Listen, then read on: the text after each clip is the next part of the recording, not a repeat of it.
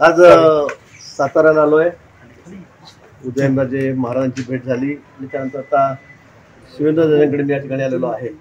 एक सहज कॅज्युअल भेट, कारण निवडणुका लागलेल्या आहेत त्या संदर्भामध्ये फार विशेष नाही, पण चर्चा करण्यासाठी, परिस्थिती जाणून घेण्यासाठी मी या ठिकाणी मुद्दामून आलेलो आहे. त्या संदर्भामध्ये सविस्तर चर्चा आमच्या ठिकाणी झाली. म्हणजे नुसता हाच मतदारसंघ नाही तर आजूबाजूला काय परिस्थिती आहे, पश्चिम महाराष्ट्राची काय परिस्थिती आहे हे जाणून घेण्यासाठी आमची चर्चा या ठिकाणी झालेली, सविस्तर चर्चा या ठिकाणी झालेली आहे. नेते नरेंद्र पाटील यांनी काल आमदार शिवेंद्रराजे यांची भेट घेतली होती. एकूणच त्यांनी सुद्धा या मतदारसंघातून इच्छुक आहे उमेदवारी मागतायत, ते सुद्धा काय सांगा?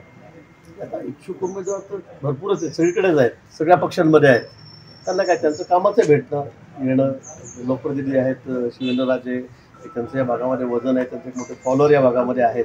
त्यामुळे साहजिक आहे, कोणी असलं तर प्रत्येक पक्षाच्या नेत्यांना, आता आम्ही पण दुसऱ्या पक्षाच्या नेत्यांना भेटत असतो ना, भेटत नाही असं नाहीये.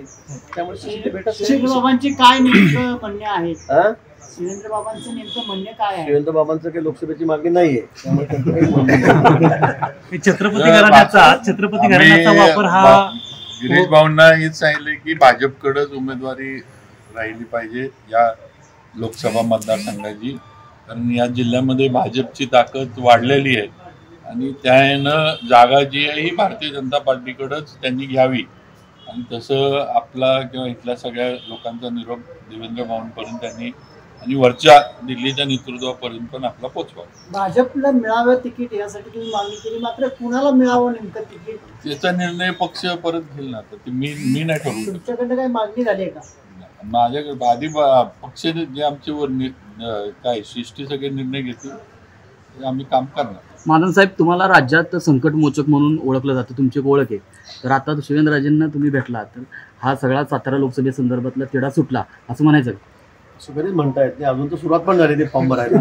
अजून जागा वाटप झाली नाही, फॉर्म भरायला सुरुवातही झाली नाही. आता इतकं चुटकी सुरक्षेचं काम असतं, अख्ख्या महाराष्ट्रात बरंच पाठवलं असतं सगळ्यांना. अचानक शिवेंद्रराजेंचं नाव तर नाही ना पुण्याला लोकसभेसाठी सांगितलं त्यांनी उमेदवार. अचानक आता काय परत त्यांनी सगळं मला नाही माहिती, त्यांच्या मनात काय मला माहित नाही अजून. महाराजन साहेब उमेदवारी मिळवण्यासाठी लोक पक्षश्रेष्ठींकडे जातात, पण अनेक पक्षाची लोक शिवेंद्र बाबाकडे येतात. त्याचं कारण काय? उमेदवारी मिळावी म्हणून चहा चांगला असते, मिसळ चांगली असते. चला.